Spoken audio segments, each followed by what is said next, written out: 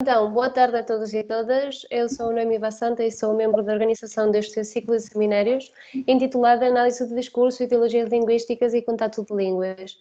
Participo desta organização junto com uma professora da Universidade de Santiago, Elisa Fernandes Rey, e as professoras da Universidade de Vigo, Ana Iglesias e Alba Guete. Como já disse a minha colega Alba, aproveito esta apresentação para dar-lhes as bem-vindas e também informar de que já temos a canal de YouTube do Instituto da Língua Galega e nesse lugar é que se vai colocar este seminário e no que podem ver as sessões dos dois anteriores. Depois do que acho que foi um notável sucesso do primeiro e do segundo seminário, com Itzazo Rodrigues e Sónia Barnes. Hoje eu fico muito agradecida de poder apresentar a Maria Aldina Marques, a professora associada com a agregação do Departamento de Estudos Portugueses e Lusófonos do Instituto de Letras e Ciências Humanas da Universidade do Minho e também investigadora do Centro de Estudos Humanísticos dessa universidade. Eu tive a fortuna de conhecer a professora há 3 anos, quando estava a dar aulas como leitora de Língua e Literatura Galegas, e até fomos colegas no grupo de investigação PRADIC, de Pragmática, Discurso e Cognição. Na altura ele era a coordenadora do grupo e agora continua como membro, mas já sob a coordenação do professor José Teixeira.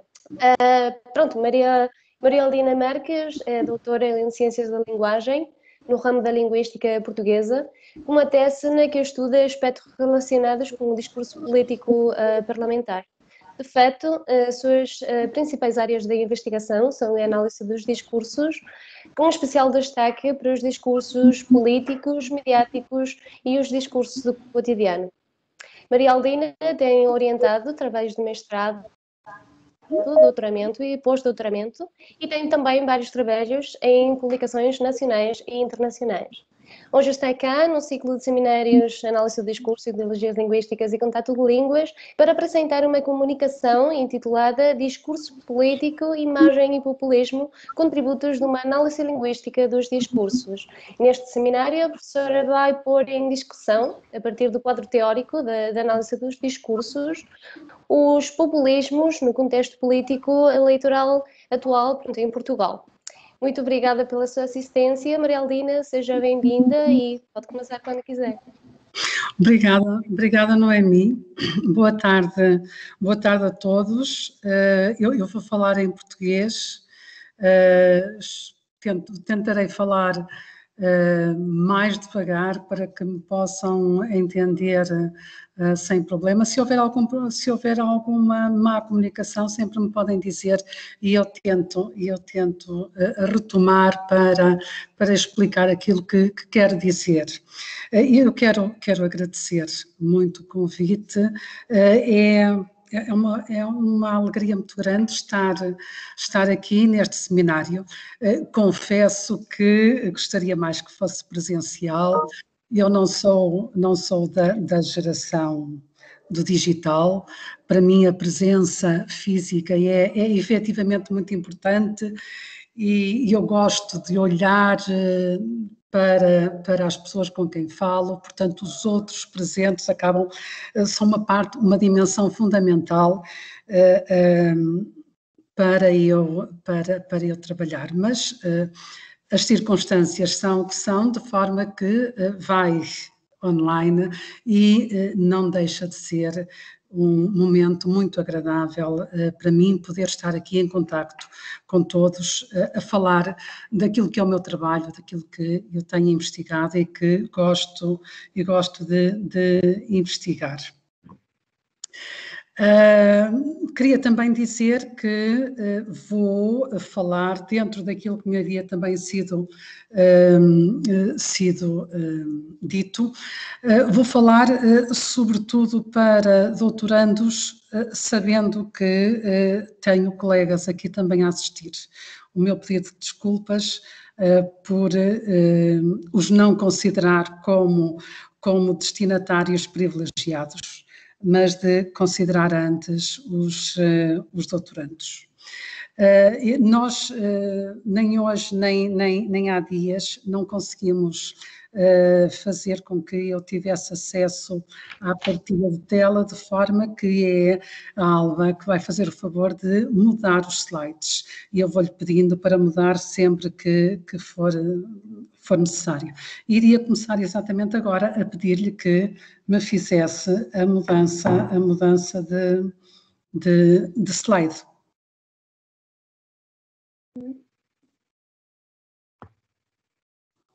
Não se mostra já mostra. Ora bom, este slide é exatamente com o resumo que eu tinha enviado e de que a Noemi falou há pouco.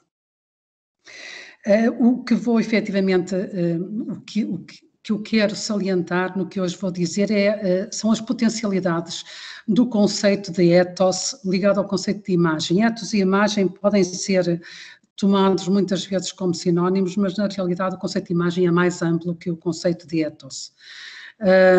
Mas, portanto, do que eu quero falar é destas potencialidades do conceito de ethos e imagem na construção dos sentidos dos discursos políticos de forma particular e depois ligado a um interesse mais recente que tem a ver com discursos políticos populistas.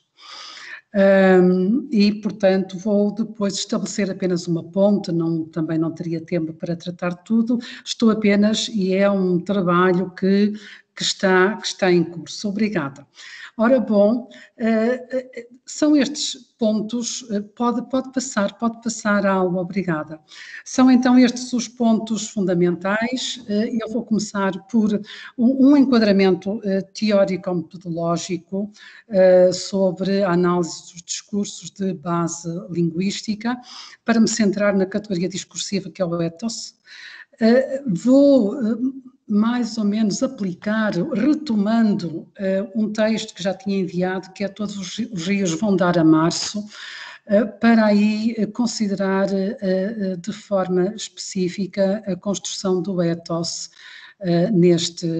naquilo que foi um evento político, uma manifestação de 2 de março de 2013. Para depois, no quarto ponto, ligar ao populismo ou aos populismos, a partir exatamente de estratégias discursivas de construção da imagem, e depois termino com algumas achegas finais. Se puder mudar, Alba. Pode mudar? Sim, penso que vai com um pouquinho de retraso. Tá bom, então tenho que esperar. Ora bom, porque é que é importante fazer um enquadramento teórico-metodológico? Porque fazer investigação científica, e qualquer que seja a área ou qualquer que seja o objeto, mas em particular para as ciências da linguagem, é preciso definir e colocar-nos num determinado quadro teórico-metodológico. Esta é efetivamente a essência da investigação científica e há uma razão fundamental para estabelecermos sempre e apresentarmos o quadro teórico-metodológico em que estamos, de uma forma mais ou menos sintética, mas fazê-lo. É porque, para que concordem ou para que discordem daquilo que estamos a fazer, é necessário conhecer o quadro teórico que sustentou a nossa investigação. E por isso é importante clarificar algumas questões deste quadro teórico, questões básicas que são importantes, nomeadamente a definição do objeto, que é efetivamente uma questão primordial. Eu tenho aqui esta afirmação de Nölke sobre a importância da definição do objeto, nomeadamente nas ciências da linguagem. Eu diria que nas ciências da natureza, nas ciências ditas exatas, nem sempre nós encontramos essa preocupação. Nas ciências da linguagem, efetivamente, nós temos uma preocupação com a definição do objeto de estudo. Poderia passar? Ora bom,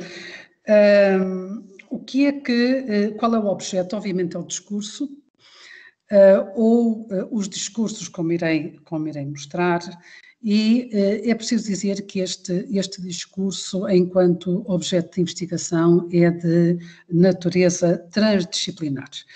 É de natureza transdisciplinar na medida em que é o objeto de estudo de disciplinas diversas, não apenas das ciências da linguagem, e mesmo dentro das ciências da linguagem poderemos estabelecer algumas distinções, mas também na história, na psicologia, têm os discursos como objeto, mas a partir de perspectivas diferentes. Há algo efetivamente fundamental, no entanto, para todos, que é o facto de que os discursos são práticas sociais. E, portanto, sendo práticas sociais, são naturalmente transdisciplinares. Como iremos ver, esta transdisciplinaridade é depois acompanhada em termos das ciências da linguagem de uma interdisciplinaridade, mas de que falarei daqui a pouco. Alba, por favor.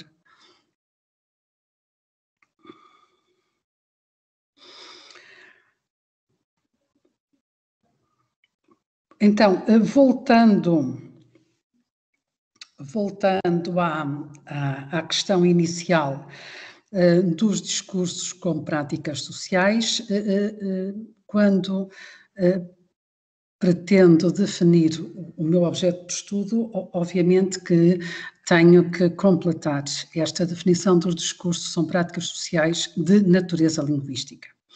E é, efetivamente, esta natureza linguística que define o discurso como objeto para as ciências da linguagem, que, portanto, vai privilegiar uma análise linguística, sendo práticas sociais. Nós estamos perante objetos empíricos, daí a pluralização de discursos, efetivamente, em termos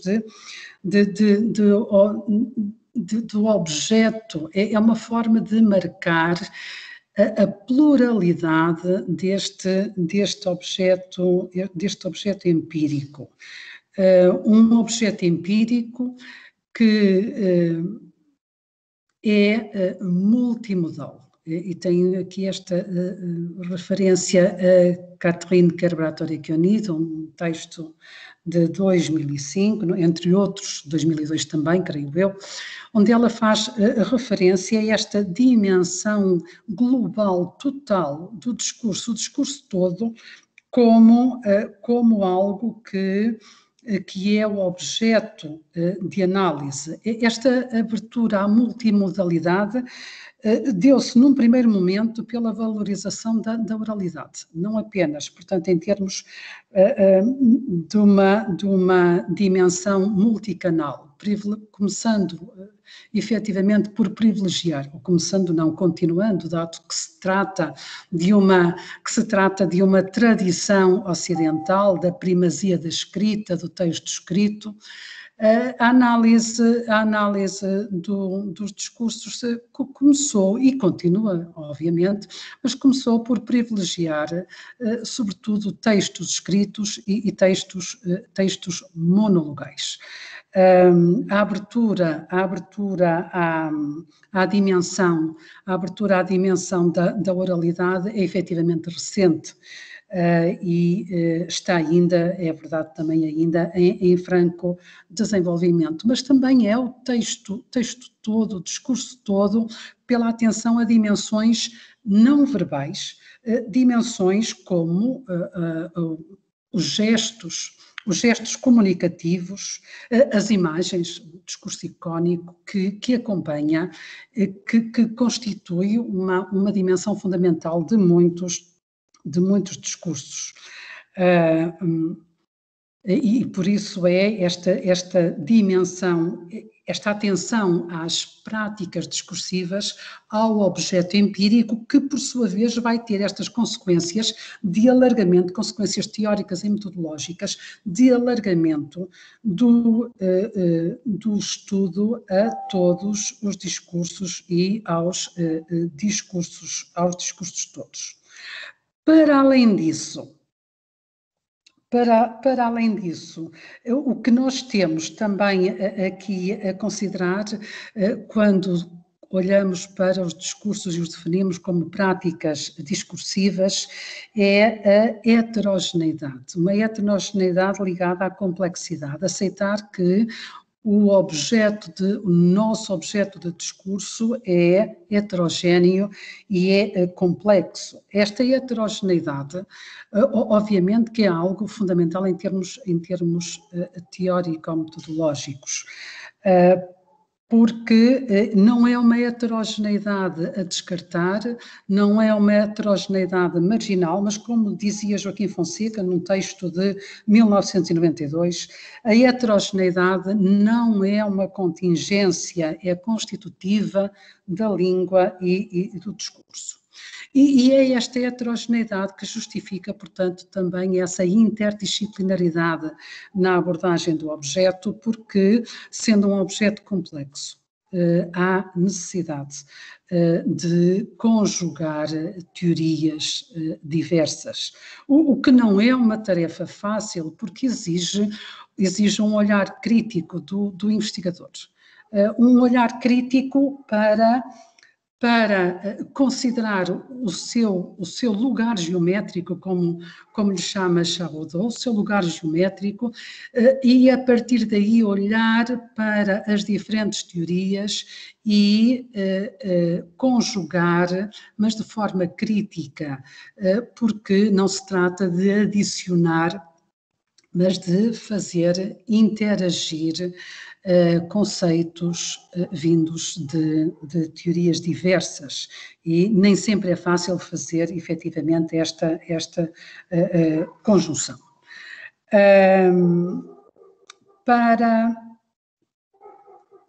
Ora bom, desculpem lá que de repente me perdi um pouquinho.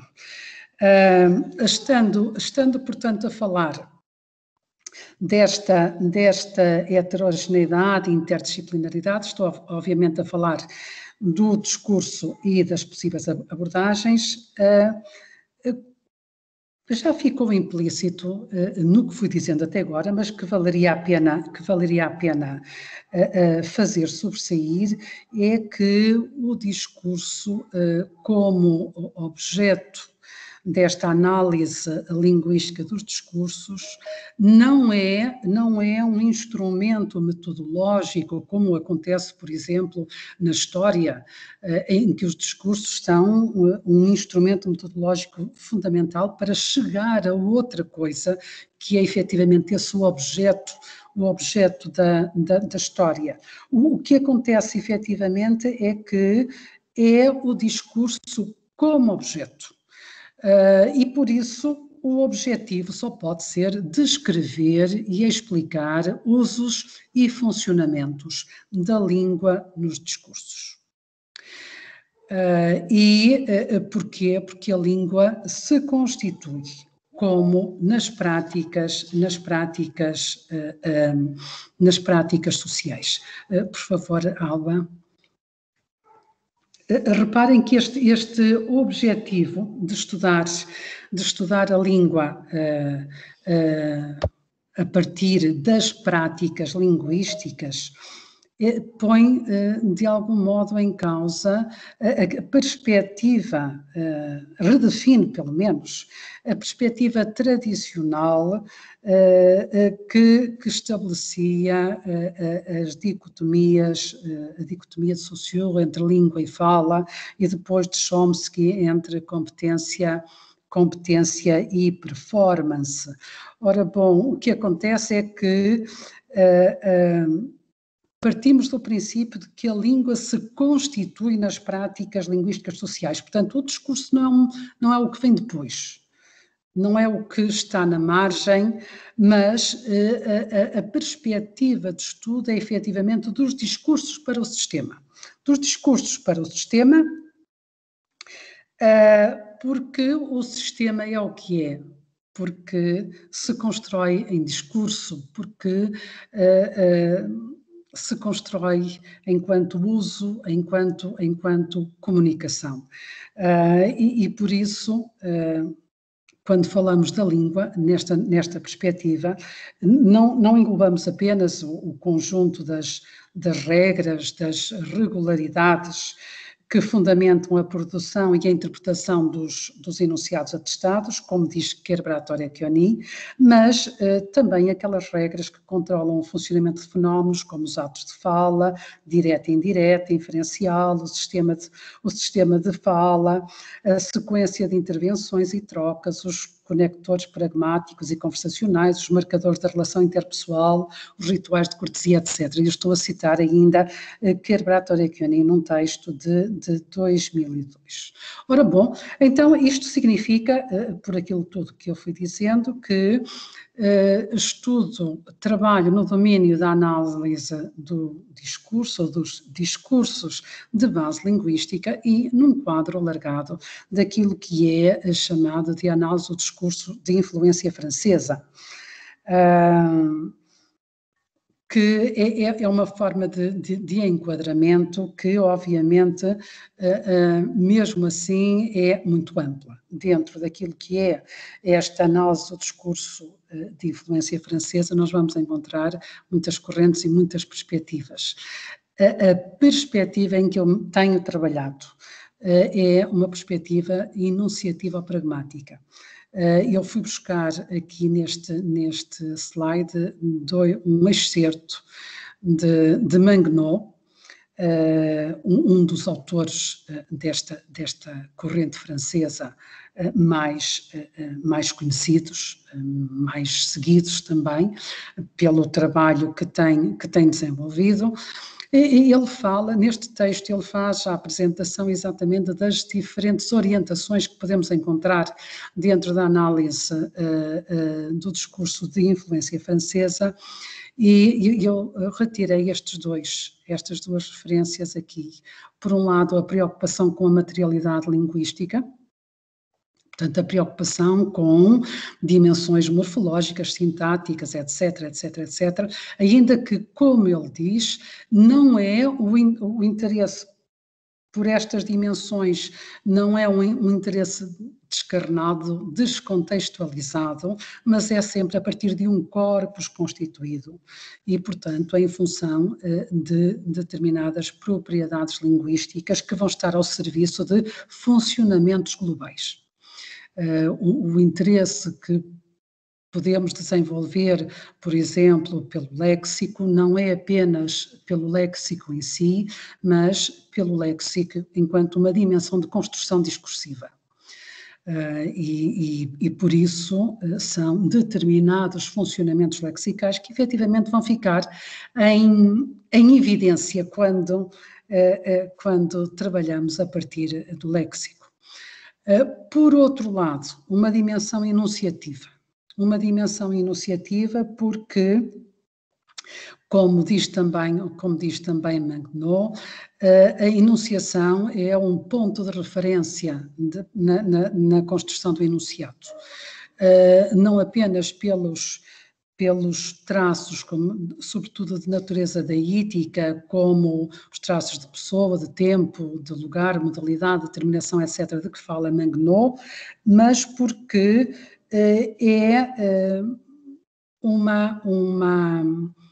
o alcance desta dimensão enunciativa é um alcance global, porque ao ser ponto de referência do enunciado ou do discurso, vai condicionar todo o processo discursivo, vai, nomeadamente, o processo de referenciação, de construção do mundo discursivo, dos objetos discursivos, e é por isso que o conceito pragmático de escolha é um conceito que se torna fundamental numa perspectiva daquilo que é normalmente chamada esta linguística da enunciação. Porque efetivamente tem a ver com o modo, com as estratégias discursivas e estratégias discursivas globais que se vão construindo ou vão justificando as escolhas ao nível do léxico, ao nível da sintaxe, ao nível das categorias discursivas mais variadas, para atingir uma perspectiva global. Alva, por favor.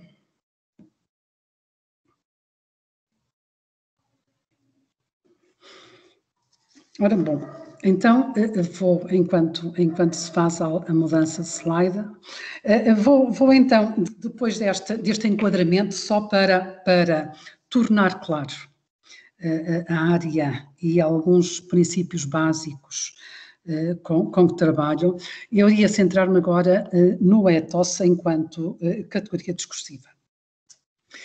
Começando, obviamente, pela definição de o ethos como a imagem do locutor que se constrói no discurso e pelo discurso. Esta é uma definição simples, ampla, que obviamente necessita de especificações e é isso que eu vou fazer. Em primeiro lugar, quer o conceito de ethos, não é recente, como sabem, há toda uma tradição retórica sobre esta questão do ethos. Eu salientava apenas aqui Aristóteles e Cícero. Porquê? Porque um e outro propõem um conceito de ethos que vai ser retomado em duas categorias diferentes, como ethos discursivo e ethos pré-discursivo. O que importa dizer é que este conceito de ethos chegou, isto é consensual, algo tardiamente ao domínio da pragmática e da análise do discurso. Temos uma referência em Ducrot, em 1984, mas é uma referência que é uma referência absolutamente pontual. Não há, da parte de Ducrot, intenção de usar o conceito de ethos, simplesmente explicando a sua teoria da polifonia, falando das entidades discursivas, do locutor. Ele usa ou recorre à comparação com o conceito de ethos para explicar a distinção que procura estabelecer entre o locutor enquanto tal e o locutor enquanto ser do mundo. Portanto, não há aí nenhuma retoma deste conceito de ethos, apenas tem aqui um valor exemplificativo. Temos depois, aí sim, Mangnon a retomar o conceito, a trabalhar sobre este conceito e depois o concurso e a contribuição de outros investigadores, como Charrodot, como Amossi, como Kerbrator-Econide, que eu falava há pouco, entre outros, e que efetivamente vão refletindo, e aí sim estamos perante efetivamente uma teoria do ethos elaborada que estes investigadores vão elaborando. Obviamente, falta ainda referir Goffman, que é uma outra influência nesta trajetória do ethos pela pragmática e pela análise do discurso. Ethos que, a partir da microsociologia, vai desenvolver o conceito de apresentação de si. Em Goffman, exatamente pelos objetivos da sua investigação, esta imagem, esta apresentação de si tem muito a ver com a dimensão física, tem a ver com elementos extraverbais, sobretudo, nomeadamente o modo de vestir, gestos, etc. Em Goffman, este conceito, portanto, não supõe uma intencionalidade que nós encontramos no conceito de ethos já desde Aristóteles. O ethos é algo intencional, pensado, preparado, enquanto para Goffman o ethos ou a imagem de si, que é o termo que ele usa, a imagem de si, é indissociável de qualquer discurso. E esta dimensão é efetivamente uma dimensão muito interessante, é um contributo muito interessante para o moderno conceito de ethos. Poderia mudar?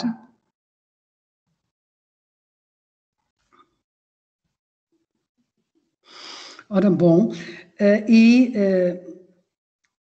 de qualquer forma, melhor dizendo, de qualquer forma, quer na tradição retórica, quer na tradição da sociologia, estamos sempre perante uma perspectiva que podemos chamar de dialógica ou de interacional, isto é, do diálogo com os outros. Se encontramos alguma sistematicidade desde o início, é que não há imagem de si, não há ethos, sem imagem ou imagens dos outros.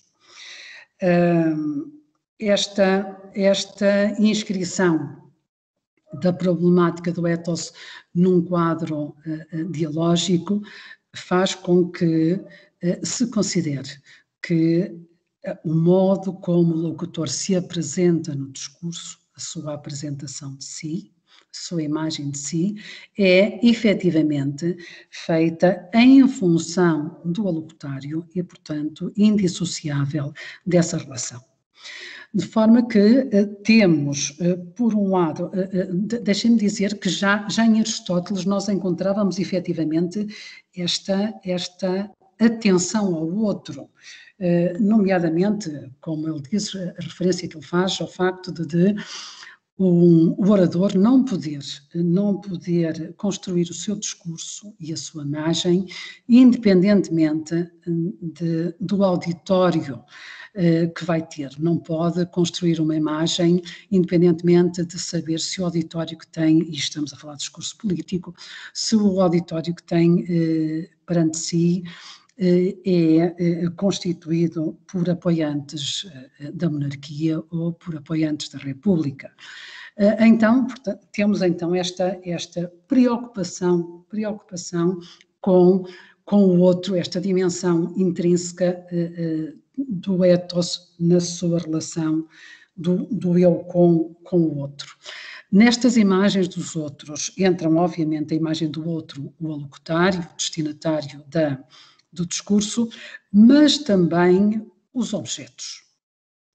É em função não apenas de a quem quer comunicar, mas também do que quer comunicar, que o locutor irá construir a sua imagem. Poderíamos continuar?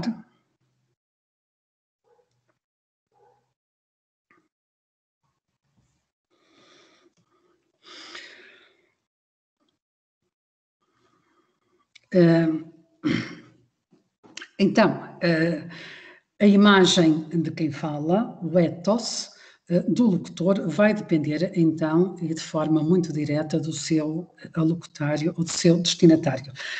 Charrodot, a este propósito, usa uma metáfora que eu acho muito interessante. Ele diz: o ethos resulta de um cruzamento de olhares. É o olhar do outro, o interlocutor, sobre quem fala, é o olhar de quem fala sobre o modo como pensa que o outro vê. Ou seja, é em função da imagem que tem dos outros e que os outros têm de si que o locutor vai construir o seu ethos. Não quer dizer que não o consiga, mas este é efetivamente o processo. E é algo importante porque, e dependendo de forma variada, obviamente, dos discursos, das situações de comunicação, é necessário que o alocutário identifique e por vezes se identifique com este ethos. No discurso político, esta dimensão da identificação é fundamental quando se trata de construir o grupo. E iremos ver isso dentro de pouco tempo. Portanto, construir o ethos é algo fundamental enquanto permite obter ou permite reforçar a legitimidade do dizer, a legitimidade, portanto, do seu estatuto de locutor. O que quer dizer que o ethos vai orientar argumentativamente os sentidos do discurso. E esta é uma dimensão fundamental para compreender e para, de algum modo, também justificar que a análise do ethos mereça efetivamente atenção, uma atenção muito sistemática. Ora bom, ainda a propósito do ethos, Manguenau propõe alargar o conceito de ethos a um corpo, para ligar de algum modo a imagem numa voz a uma corporalidade. E este excerto deste texto de 2008 de Manguenau é exatamente a fazer esta relação com o conceito de corporalidade que eu vou retomar depois também mais à frente. Como ele diz, a noção de ethos permite articular corpo e discurso. Ainda continuando, a instância subjetiva que se manifesta no discurso não se deixa conceber apenas como estatuto de professor, de profeta, de amigo, etc., mas associado a uma cena genérica, uma cenografia, mas como uma voz indissociável de um corpo enunciante historicamente especificado. É interessante, aliás, Kerbrat Orecchioni vai retomar também no slide seguinte esta questão da corporalidade e vai falar de bases corporais do ethos.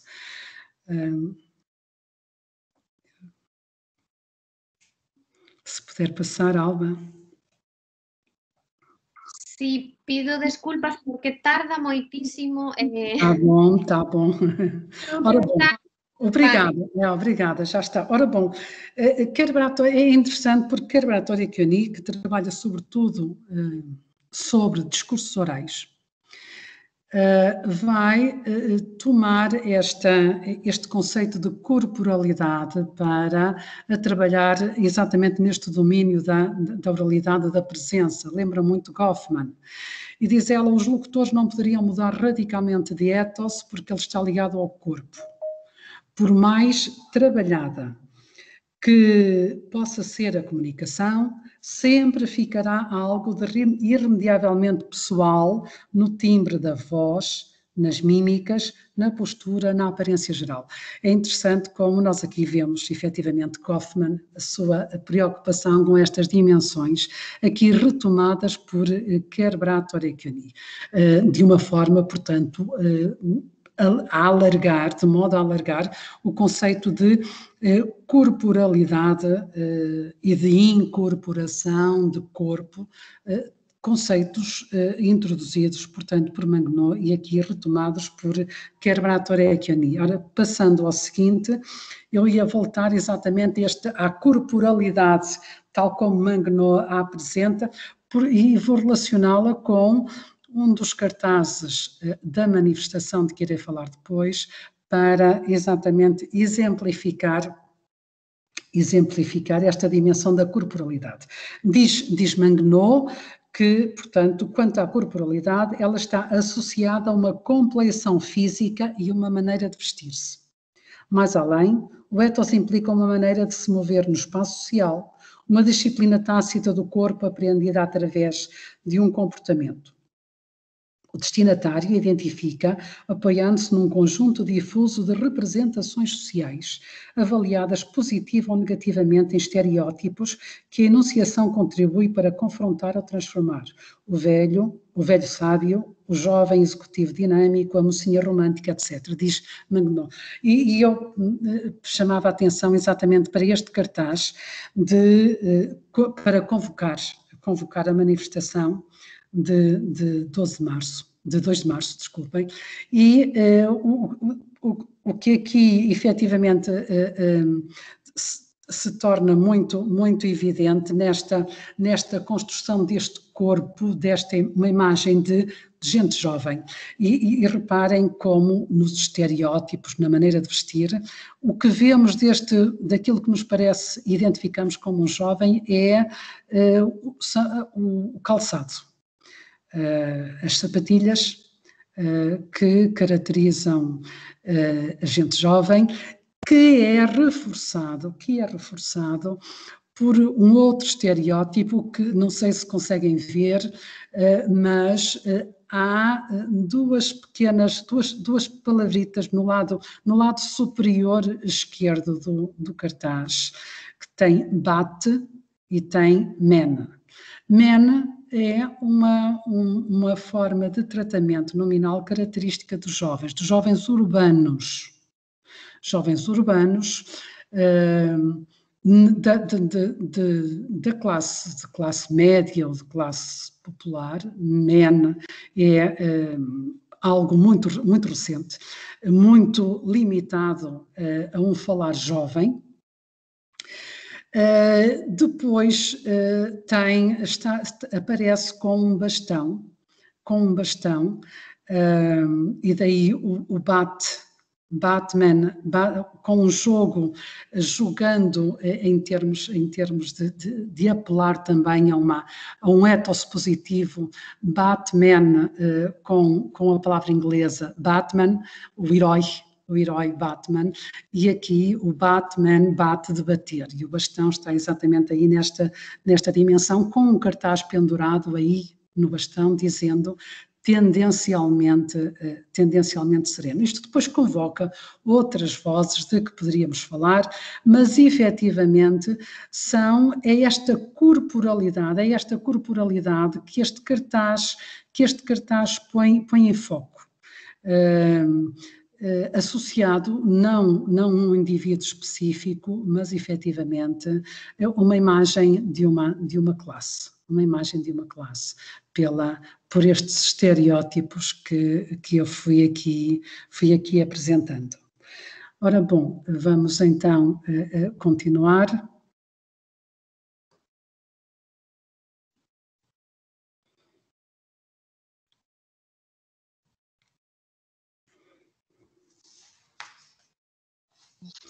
Ora bom, o que é que temos aqui uma tipologia ou um conjunto de critérios que permitem compreender esta categoria complexa que é o ethos.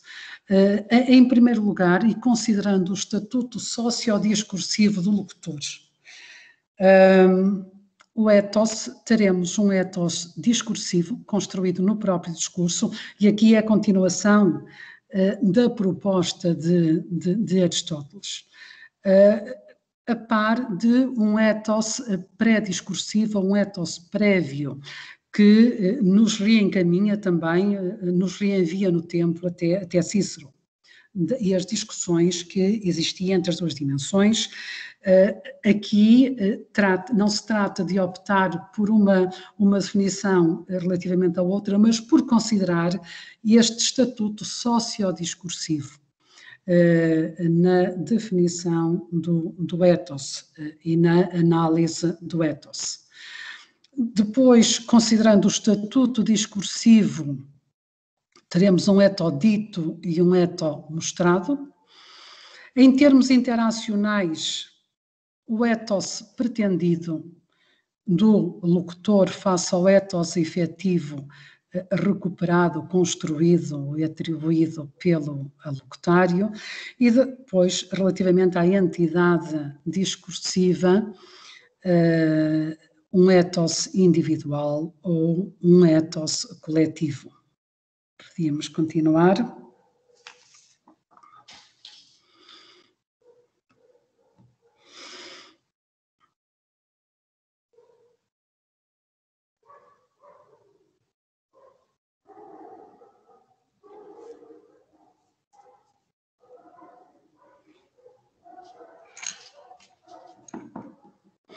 Ora bom, relativamente ao ethos discursivo, eu acho que estou um bocadinho atrasada, vou ter que me despachar. Relativamente ao ethos discursivo e pré-discursivo, não são duas vertentes independentes, mas funcionam numa relação dinâmica. Na medida em que, na construção do seu ethos discursivo, o locutor vai retomar, vai confirmar, vai reformular, modificar o seu ethos discursivo, ou dimensões, melhor dizendo, do seu ethos discursivo, entendido como representações sociais que existem sobre o locutor e que são de diferente natureza.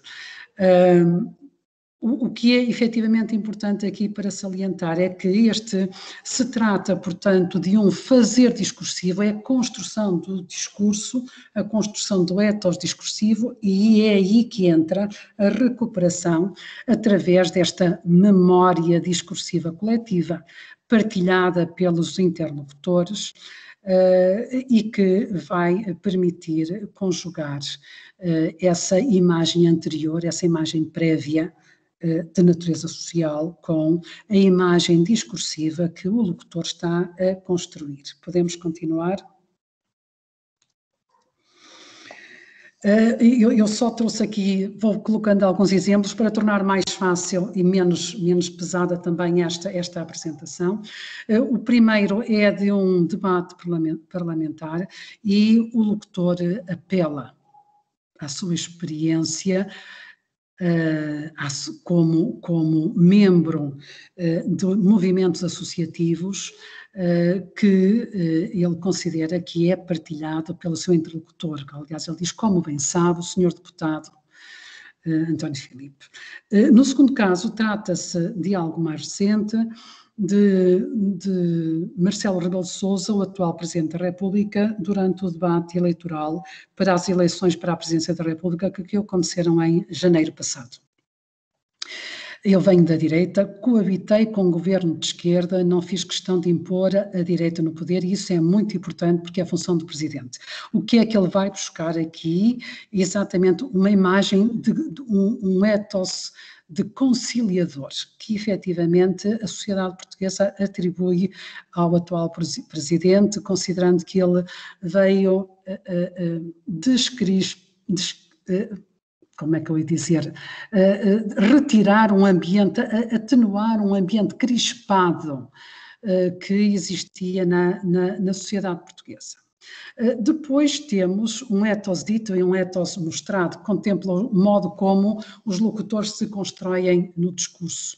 O ethos dito é o que o locutor afirma de si e normalmente não é o ethos mais frequente, pelo menos dependendo dos discursos. No discurso político nem sempre funciona, porque pode levar, num ethos dito, pode levar o interlocutor a atribuir-lhe um ethos efetivo de arrogância, por exemplo.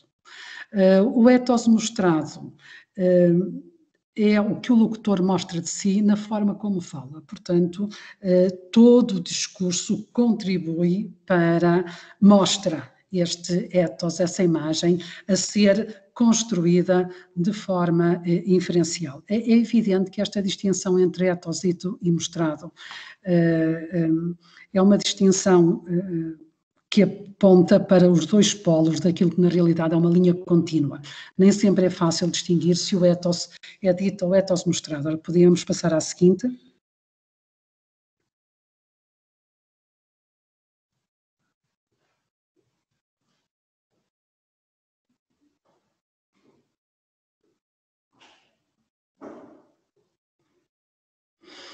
Ora bom, um exemplo também de Marcelo Rebelo de Sousa, e aqui justifica-se este ethos dito, porque se trata da apresentação da candidatura e, portanto, de explicitamente mostrar as razões porque, como é e porque deve ser um candidato e um candidato a ser privilegiado pelos portugueses. Sou exatamente o mesmo, português, universalista, católico, ecuménico, republicano, social-democrata, defensor da democracia e da liberdade.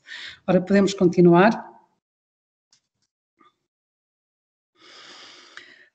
Neste caso, temos ethos mostrado, de Marcelo Rebelo de Sousa, também num debate.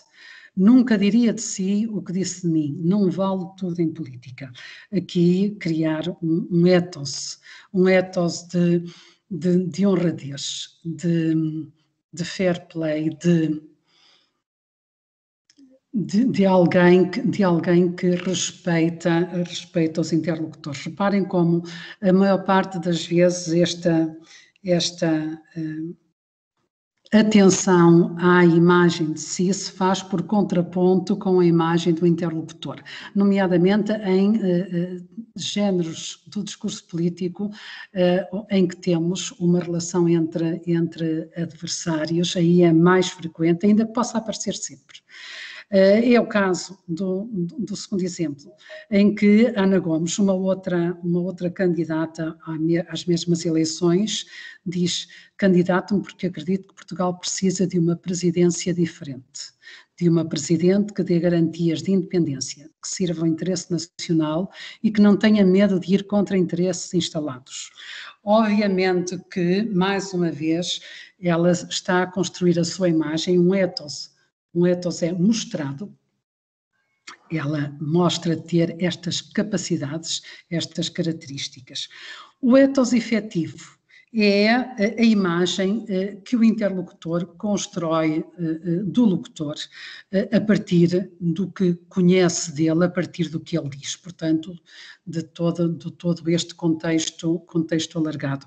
Temos aqui dois exemplos face num debate parlamentar, a reação ao discurso do orador, que arrogância, efetivamente trata-se de atribuir ao seu interlocutor e adversário uma imagem de arrogância. No segundo caso, a imagem que se atribui é uma imagem de hipocrisia. Deixa a hipocrisia de lado e diga etc, etc, etc. Portanto, são efetivamente ethos atribuídos e que ganham, sem dúvida nenhuma, ganham um valor discursivo e argumentativo muito forte na construção do discurso. Depois temos o ethos individual e o ethos coletivo. O ethos, portanto, constituído como imagem de uma entidade coletiva, uma classe, uma profissão, uma comunidade, ou como imagem de um indivíduo. Este ethos coletivo é particularmente importante nos discursos públicos, porque ao definir-se como a imagem, um locutor que tem uma imagem que apresenta a imagem de uma comunidade, de uma classe e uma profissão, obviamente deixa de fora outras classes, outras comunidades, outras profissões. E esta relação é efetivamente uma relação fundamental.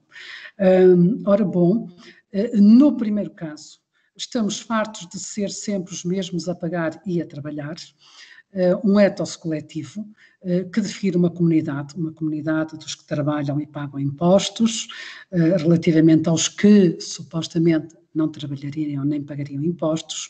No segundo caso, um ethos individual, tudo o que disse e escrevi em 2015 mantém-se por igual como igual ao homem que o disse e o escreveu, onde é efetivamente o indivíduo que se afirma na origem do discurso e é responsável pelo discurso. Como vimos, há efetivamente na reflexão sobre o conceito de ethos, uma importância à dimensão social e aos papéis sociais, já falámos aliás deles, aos papéis sociais que são uma dimensão fundamental na construção de um ethos, nomeadamente aquilo que nós chamamos o ethos de classe, ligado às dimensões do ethos que vimos anteriormente. O que é este ethos de classe? É o que nos leva, por exemplo, a identificar alguém como possivelmente um médico, porque fala como um médico, como um cientista, porque fala como um cientista, ou como um político, ou como um professor, como um jovem, etc. Portanto, são efetivamente estas dimensões, quando falamos do ethos de classe, que estão em causa. Quando passamos, podemos ir para o slide seguinte, quando passamos para a análise nos discursos, não é possível abordar o conceito de ethos sem primeiro considerar o conceito de género. O ethos o conceito de género é um conceito central na análise linguística dos discursos, porque efetivamente não falamos por palavras, não falamos por frases ou textos isolados, mas falamos por géneros, como disse Bakhtin. E, portanto, o conceito de género é fundamental enquanto nos permite, em termos teóricos e em termos metodológicos, porque para constituir um corpus de análise necessariamente temos que passar pelo conceito de género. No que diz respeito ao ethos, portanto, à imagem de si construída no discurso, é necessário considerar o género discursivo, porque efetivamente nas constrições, nos parâmetros de género, há uma dimensão que tem a ver com o ethos e que poderemos chamar um ethos de género. E por isso, se estamos ou se um político está a fazer um comício, vai ter em conta o ethos de género que é próprio deste evento discursivo que é um comício. Se está num debate com um adversário, pois terá o ethos de género previsto será outro, se há uma entrevista será outro, etc. Temos, portanto, que considerar efetivamente o género discursivo e termos em consideração este conceito de género. Obviamente, de que é que estamos a falar? De um género que é, de um ethos, melhor dizendo, que é um ethos previsível, um ethos expectável. Se eu vou a uma consulta médica, pela primeira vez não conheço um médico, mas estou à espera que o médico construa uma imagem que seja compatível com aquilo que é o género consulta médica, por exemplo.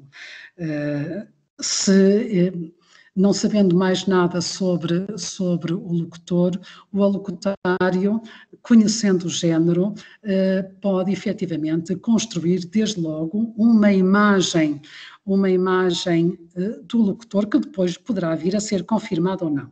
Mas, portanto, estamos no domínio do expectável e do previsível. Olhando para a manifestação política, que foi o discurso que eu trabalhei, o que é que nós sabemos sobre a manifestação política como género? Faz parte do discurso político, é um evento público de exercício de cidadania, integra mecanismos de reforço grupal por um lado e de contestação e desqualificação de adversários por outro.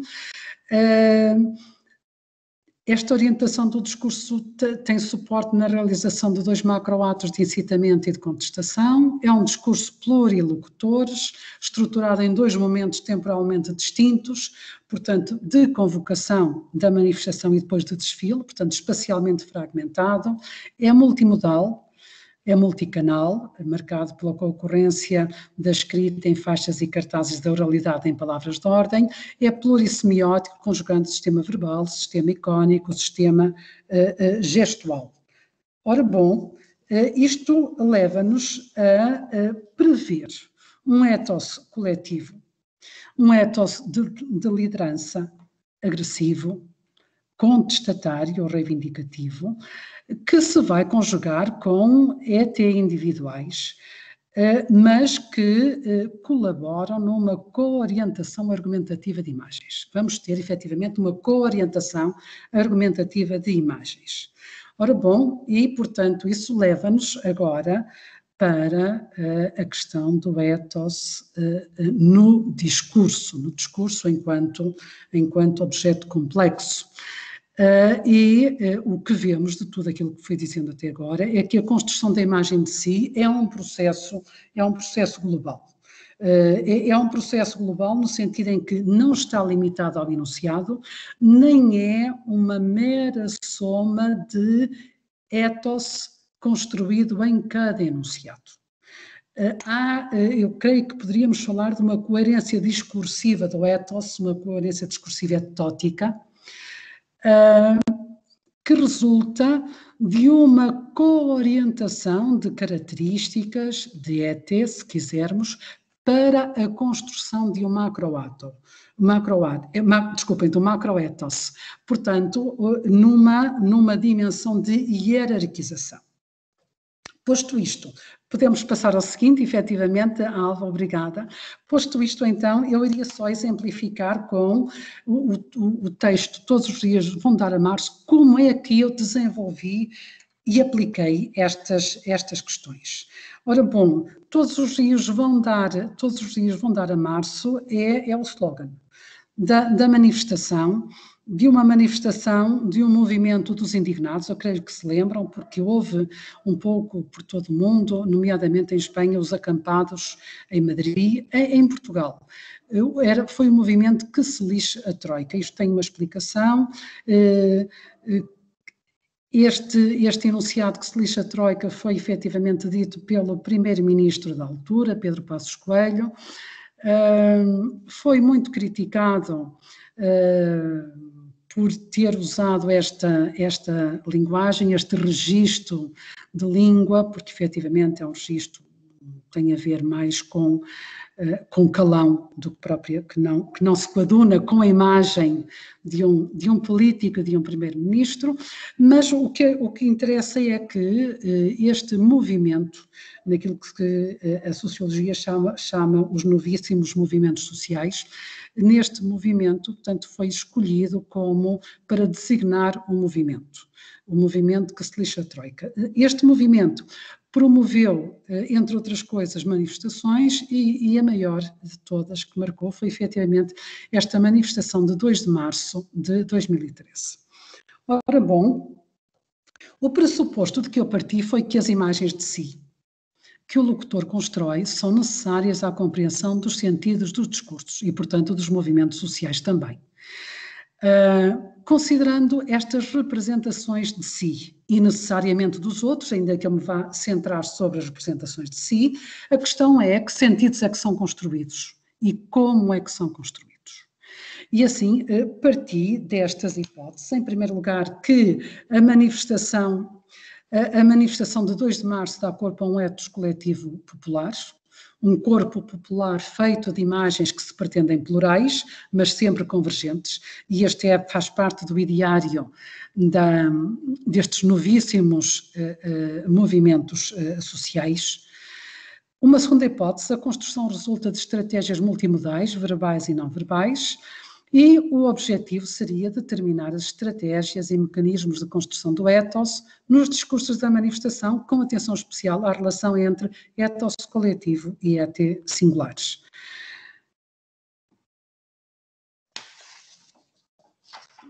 Ora bom, podemos continuar.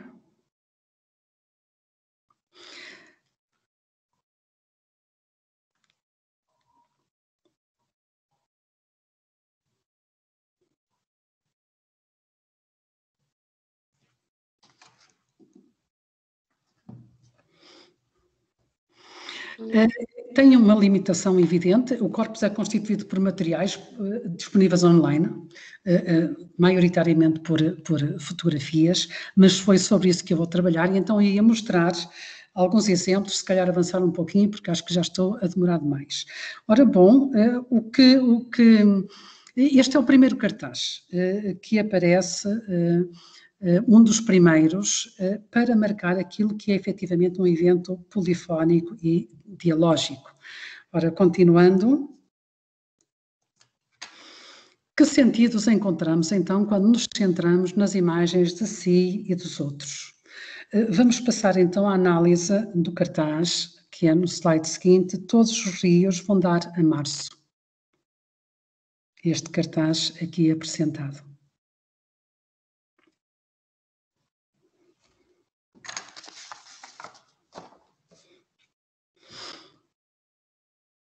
Ora bom, na análise deste cartaz, todos os rios vão dar a março. O que é que sobressai? Que ethos é que encontramos aí? Um ethos coletivo, um ethos plural? Ora bom, nós vamos encontrar efetivamente aqui uma conjunção de imagens a partir de vozes convocadas, a partir da voz popular, do povo, o povo enquanto portador de uma sabedoria que é plural, obviamente, que é ampla, mas que tem uma dimensão fundamental nos provérbios.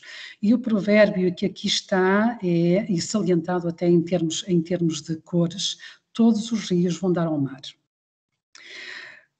Por outro lado, temos a voz do movimento.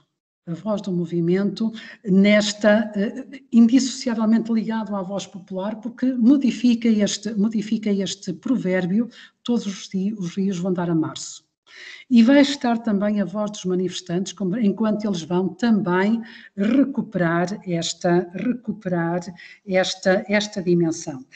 Trata-se de uma ambiguidade em termos de ethos, uma ambiguidade que é procurada. Durante a análise que fui fazendo de todos os materiais, efetivamente se procura esta interligação entre o povo, o movimento e os manifestantes, que são o modo empírico deste povo em abstrato. Depois, outras vozes que vão sendo convocadas, vozes singulares, vozes plurais, mas vozes que vão sendo convocadas e imagens, como, por exemplo, a voz de Zeca Afonso, que está ligado, era um cantor português, que está ligado ao momento da Revolução de 25 de Abril. Então, esta imagem de revolução é importante para ser aqui construída. Podemos continuar. Este ethos que foi construído no cartaz anterior, um ethos mostrado, obriga à construção de um processo inferencial, obviamente, um processo inferencial desenvolvido pelo interlocutor, que tem que partilhar todo este conhecimento, toda esta dimensão cultural, para poder fazer esta interpretação daquilo que está a ler.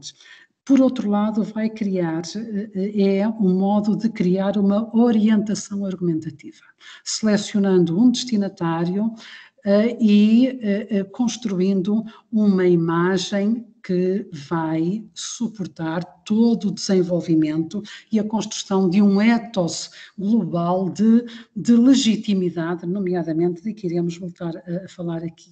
Este segundo cartaz é exatamente o reforço dessas imagens. A partir de que deste um ethos coletivo que é mostrado e, portanto, que é inferido.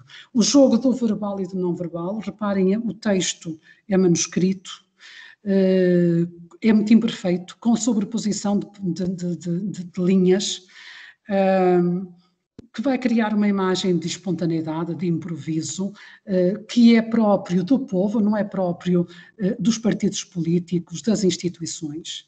Uma imagem de criatividade, de autenticidade também, e de modernidade, na medida em que, se repararem, a última linha remete para um endereço eletrónico www.xlixatroika.pt. Ora bom, por outro lado, o conteúdo. O povo é quem mais ordena, que é o que sobressai. Há vários conteúdos, mas este sobressai. O povo é quem mais ordena, com a construção de uma imagem de poder.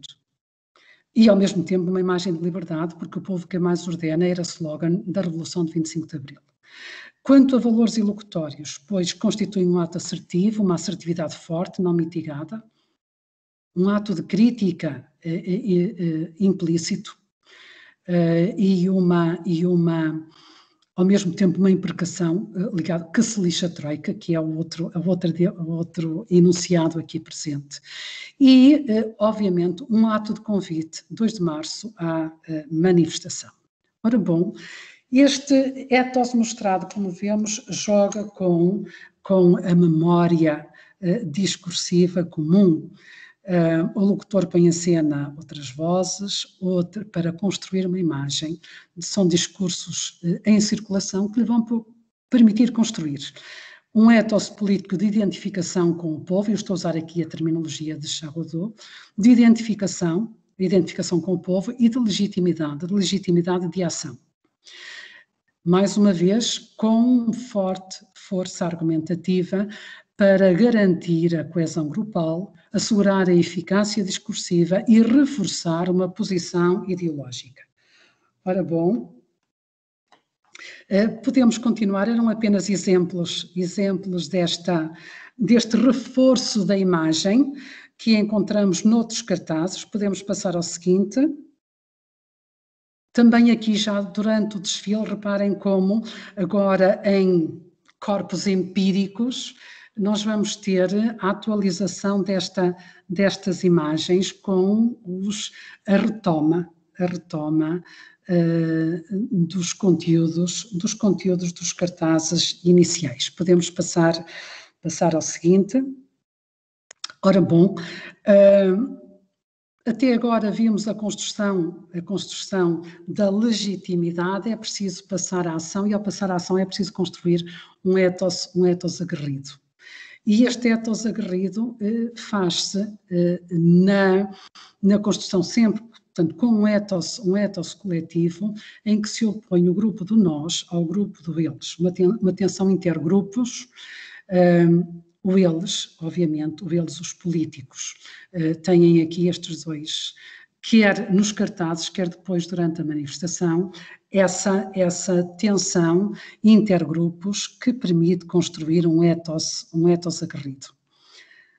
Continuando. Queria só, passando a seguir, queria só chamar a atenção para o modo como os ET individuais são usados. Eles são ET individuais no uso do eu, mas efetivamente têm um valor simbólico. Há um processo de generalização. Este eu é qualquer elemento do povo, como tu também é qualquer um, e portanto há um processo de generalização. Estes ET vêm reforçar e trazer esta dimensão de dinamismo, de uma imagem de participação, de atividade que é necessário trazer para convocar um entusiasmo que leve depois à manifestação. Ora bom, podemos continuar.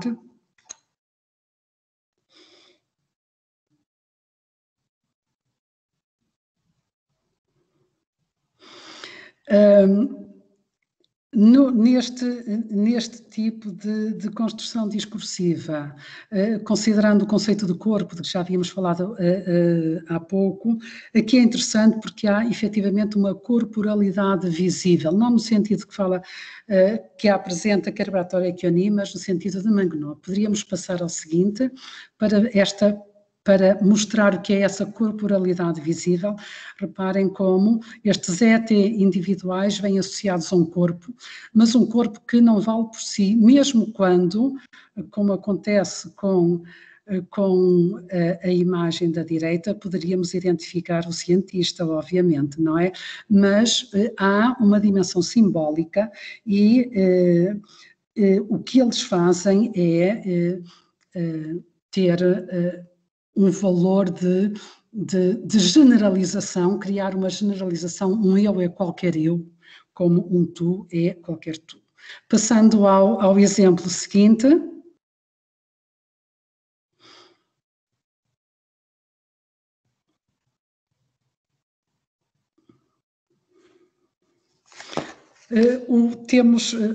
Pode já passar ao seguinte, os portadores de cartazes têm aqui uma função muito interessante, porque assumem o estatuto de locutores empíricos. Reparem que na imagem da esquerda, os cobardes atacam sempre os mais fracos, nós somos os mais fracos, uma imagem de gente idosa. Portanto, aqui a construir esta dimensão simbólica, enquanto no da direita, a Troika é um erro crato. É preciso dizer que na altura o ministro da Educação e da Ciência era Nuno Crato e reparem como são jovens que aqui dão corpo a essa dimensão simbólica. Para ver se podemos passar ao seguinte, para ligar a esta dimensão dos populismos. O que é o populismo? Ora bom, eu parti desta afirmação, o populismo é conflituante, camaleónico, ligado à cultura e dependendo do contexto. Daí que a minha primeira questão seja se em vez de populismo não deveremos falar de populismos. Continuando, na abordagem à questão do populismo, sobretudo a partir da ciência política e da sociologia, enfatiza-se 3 dimensões: o populismo como ideologia, como estilo discursivo, como forma de mobilização política. Claro que a mim me interessa em particular o estilo discursivo. E podendo continuar, considerando nesta dimensão, mais uma vez, a Charrodot, que tem desenvolvido um conjunto de investigações e trabalhos sobre o populismo para acentuar o que é o populismo como movimento de massa, que pretende uma agregação de representar o povo na sua soberania popular, orientado contra as elites. Podemos continuar.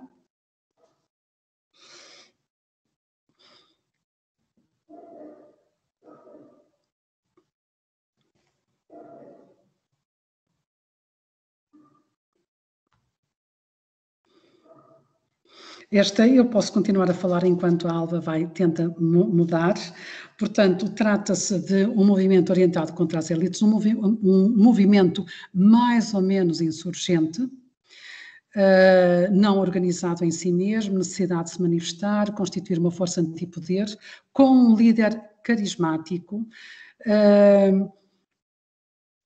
ligado a uma situação de declínio, de crise, de que o povo é vítima e que é causador de angústia.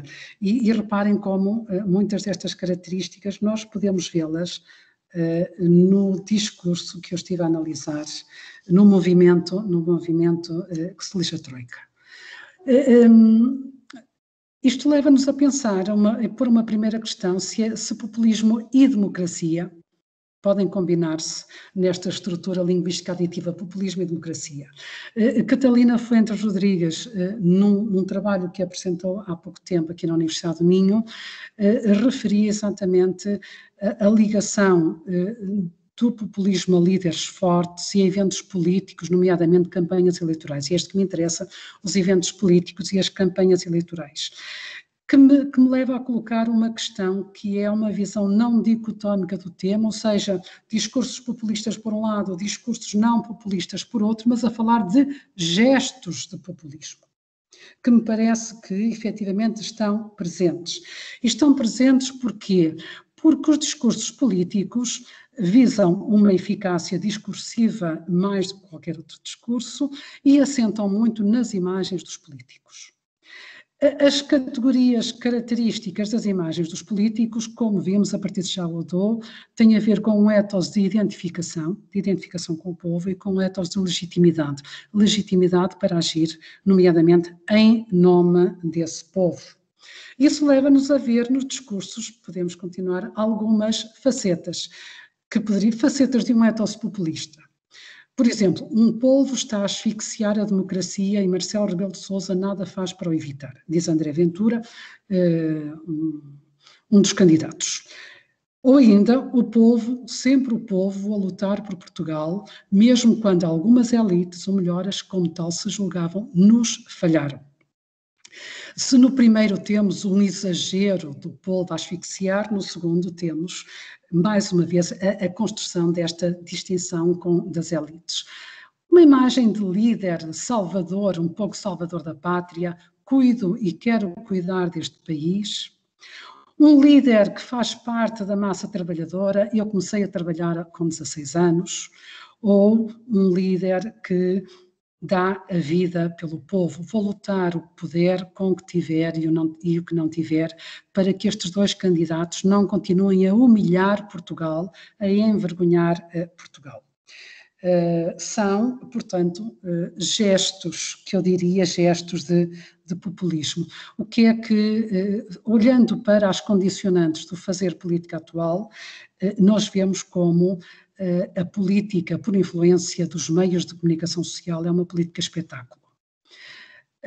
Ao mesmo tempo assiste-se a uma personalização da política nos grandes líderes e depois todo o discurso de propaganda que está associado, nomeadamente a certos géneros políticos.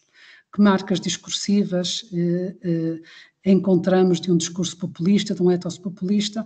Não há mecanismos linguísticos privativos do discurso populista. Portanto, só tem que se fazer uma leitura global para poder classificar como um discurso populista. No entanto, e podemos continuar,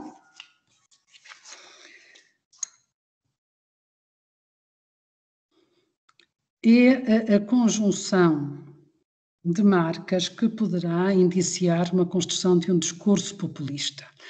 A deixis, no contraste nós-eles, como modos de construção discursiva, generalizações, interrogações retóricas, emoções ditas e mostradas hiperbolizadas, um registro popular, o ataque ad hominem como último argumento, portanto ligado a uma agressividade verbal, entre outras características.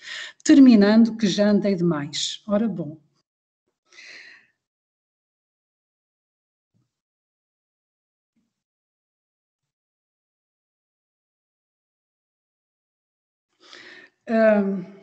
O que eu queria mostrar aqui é que os discursos são de importância crucial para a compreensão do populismo ou dos populismos. Que o ethos é uma dimensão fundamental da construção discursiva e, portanto, da construção de um discurso populista. Que a análise linguística dos discursos desenvolve um trabalho que é fundamental para promover socialmente uma literacia política. E melhor do que eu a dizer isto, Gonçalo M. Tavares, um escritor português, escrevia num semanário, no último fim de semana, isto: todos os cidadãos deveriam ter lições de linguagem como quem tem lições de artes marciais para a autodefesa.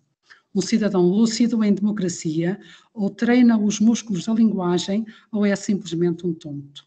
Eu terminava aqui, muito obrigada, agradeço a atenção que me prestaram e peço desculpa por ter ultrapassado o tempo.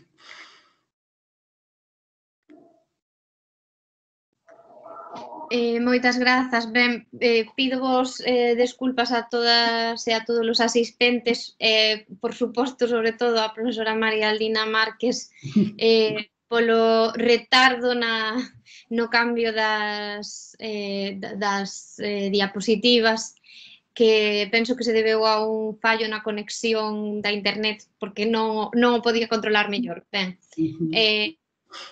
moitas grazas, profesora María Aldina, pola súa interesantísima charla, seminario. A partir de agora ben ábrese o turno de intervencións para quen queira formular algunha pregunta ou algún comentario.